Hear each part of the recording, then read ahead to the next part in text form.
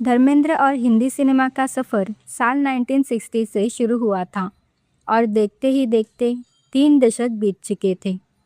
1990 तक आते आते फिल्म इंडस्ट्री का मिजाज बदल चुका था, लेकिन धर्मेंद्र का क्रेज़ अभी भी उनके चाहने वालों के सिर चढ़कर बोल रहा था। फिल्म वीरू दादा, जिसका निर्देशन के.आर. रेड्डी ने किया था, 27 जुलाई 1990 को सिनेमाघरों में रिलीज हुई थी। इस फिल्म की नींव दरअसल एक पुरानी कामयाबी पर टिकी थी। साल 1988 में एक फिल्म आई थी जिसका नाम था पाप को जलाकर राख कर दूंगा। वो फिल्म बॉक्स ऑफिस पर सुपरहिट रही थी और उसी फिल्म के निर्माता राम बाबू इस सफलता से इतने उत्साहित थे कि उन्होंने तुरंत धर्मेंद्र और फराह नाज की जोड़ी को दोबारा साइन करने का फैसला किया। इसी सोच के साथ वीरू दादा का निर्माण शुरू हुआ, जिसमें धर्मेंद्र के साथ साथ अमृता सिंह, आदित्य पंचोली और अमरीश पुरी जैसे मंजे हुए कलाकारों को लिया गया। ये फिल्म एक शुद्ध देसी मसाला फिल्म थी, जिसमें एक्शन, रिवेंज और फैमिली ड्रामा का ऐसा तड़का था जिसे उस दौर की जनता बेहद पसंद करती थी।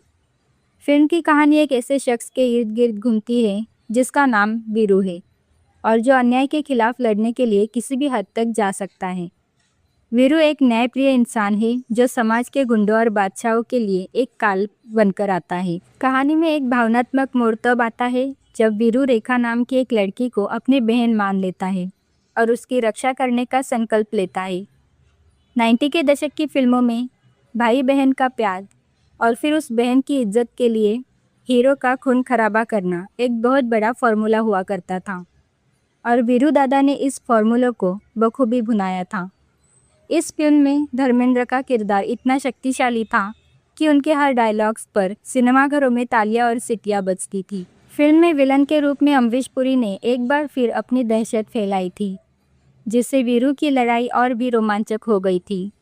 इस फिल्म से जुड़ा सबसे बड़ा रोचक तथ्य इसके कास्टिंग से लेकर है। बहुत कम लोग जानते हैं कि फिल्म में जो किरदार आदित्य पंचोली ने निभाया, उसके लिए पहली पसंद उस समय के उभरते हुए स्टार गोविंदा थे। गोविंदा को फिल्म में एक बहुत ही अहम रोल के लिए अप्रोच किया गया था और निर्माता चाहते थे कि धर्मेंद्र और गोविंदा की जोड़ी पर्दे पर धमाका करे, लेकिन उस समय गोविंदा की व्यस्तता इतनी ज़्यादा थी कि उनके पास डेट्स की भारी कमी थी। गोविंदा ने बहुत ही विनम्रता के साथ इस फिल्म के लिए मना कर दिया, जिसके बाद ये रोल आदित्य पंचोली की झोली में जा गिरा। आदित्य पंचोली के लिए ये एक बड़ा मौका था और उन्होंने इस फिल्म में अपनी अदाकारी से जान फूंक दी। अगर गोविंदा इस फिल्म का हिस्सा होते तो शायद फिल्म का लेवल कुछ और होता, लेकिन आदित्य पंचोली ने भी धर्मेंद्र के सामने खड़े होकर अपनी एक अलग छाप छोड़ी थी। 90 के दशक की फिल्मों की सबसे बड़ी खासियत उनका एक्शन होता था और जब बात धर्मेंद्र की फिल्म की हो तो एक्शन का स्तर अपने आप ही बढ़ जाता है। वीरू दादा एक ऐसी फिल्म थी जिसे उस समय के साउथ स्टाइल एक्शन के तर्ज पर बनाया जा रहा था। आज हम जिस तरह का ज़बरदस्त और लार्जर देन लाइफ एक्शन फिल्मों में देखते हैं, उसकी झलक के.आर. रेड्डी ने इस फिल्म में पहले ही दिखा दी थी। वीरू देवगन, जो आज के सुपरस्टार अजय देवगन के पिता थे, उस दौर में बॉलीवुड के सबसे बड़े एक्शन डायरेक्टर माने जाते थे। वीरू दादा फिल्म में धर्मेंद्र के जितने भी खतरनाक स्टंट्स और फाइट सीक्वेंस आप देखते हैं, उन्हें वीरू देवगन ने ही कोरियोग्राफ किया था। लेकिन यहाँ एक बहुत ही दिलचस्प और अनसुना तथ्य यह है कि कई कठिन एक्शन दृश्यों में वीरू देवगन ने खुद धर्मेंद्र के बॉडी डबल के रूप में काम किया था। यानी कि पर्दे पर जहाँ आपको धर्मेंद्र लड़ते हुए दिखते हैं, वहाँ असल में कई जगह वीरू देवगन खुद अपनी जान जोखिम में डालकर उन फाइट्स को अंजाम दे रहे थे। धर्मेंद्र और वीरू देवगन के बीच एक बहुत ही गहरा दोस्ताना था और यही वजह थी कि वीरू देवगन हमेशा धर्मेंद्र की फिल्मों में अपना 100% देते थे ताकि पाजी का स्वैग पर्दे पर कभी कम ना हो। धर्मेंद्र की स्टार पावर की बात करें तो 1990 का साल उनके लिए मिला जुला रहा। कई नए एक्टर्स आ चुके थे और कंपटीशन बहुत बढ़ गया था, लेकिन वीरू दादा ने सबको हैरान कर दिया। ये फिल्म उस साल की सबसे ज़्यादा कमाई करने वाली टॉप 10 फिल्मों की लिस्ट में शामिल हुई थी। इसे धर्मेंद्र की बतौर लीड हीरो वाली बड़ी हिट फिल्मों में गिना जाता है। फिल्म का संगीत भी उस दौर के हिसाब से काफ़ी पसंद किया गया था, जिसमें फराह नाज और आदित्य पंचोली की जोड़ी ने युवाओं का ध्यान खींचा। फिल्म के गानों में वो रूहानियत तो नहीं थी जो 60 के दशक में होती थी, लेकिन फिर भी वो उस समय के चार्ट बस्टर्स में शामिल रहे। आज भी जब हम ये फिल्म टेलीविज़न पर देखते हैं तो धर्मेंद्र के फैंस इसे बड़े चाव से देखते हैं और उनके डायलॉग्स पर आज भी वही पुराना जोश देखने को मिलता है। फिल्म वीरू दादा की सफलता केवल इसके एक्शन या विवादों तक सीमित नहीं थी, बल्कि इसके पीछे एक बहुत बड़ा हाथ फिल्म के संगीत और कलाकारों के आपसी तालमेल का भी था।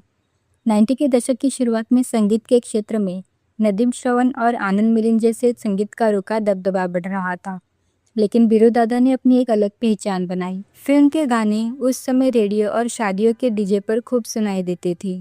फिल्म में फरहान नाज और आदित्य पंचोली की केमिस्ट्री को युवा ने काफ़ी पसंद किया था।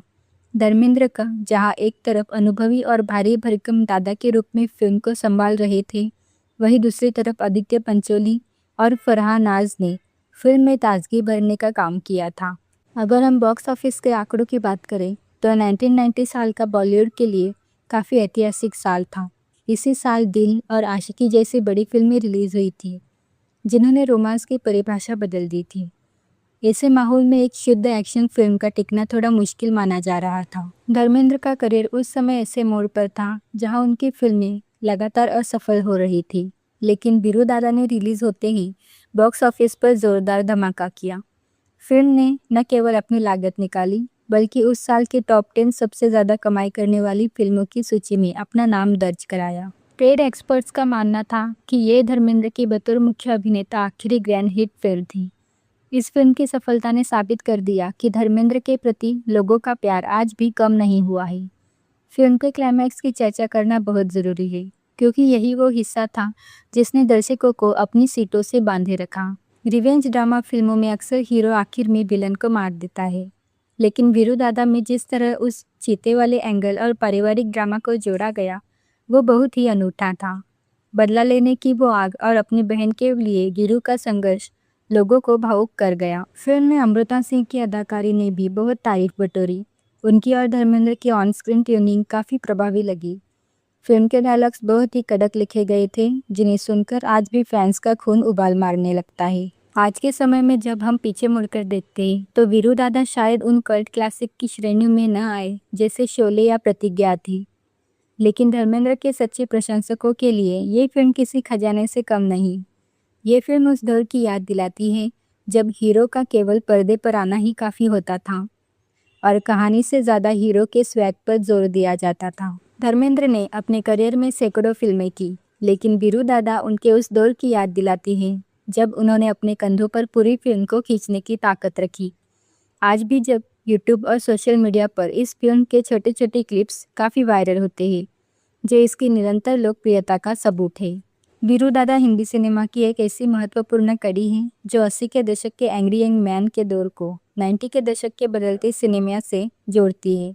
अगर आप धर्मेंद्र के फैन हो और आपको वो पुरानी स्टाइल वाला दक्षिण भारतीय एक्शन पसंद है, तो ये फिल्म आपके लिए एक ट्रीट है। आपको इस फिल्म का कौन सा गाना या कौन सा फाइट सीन सबसे ज़्यादा पसंद है? क्या आपको भी लगता है कि अगर इस फिल्म में गोविंदा होते तो ये और भी बड़ी हिट होती? हमें कमेंट में ज़रूर बताइए। अगर आपको ये वीडियो पसंद आया हो तो इसे लाइक करें और हमारे चैनल को सब्सक्राइब करना ना भूलें। मिलते हैं अगले वीडियो में। धन्यवाद।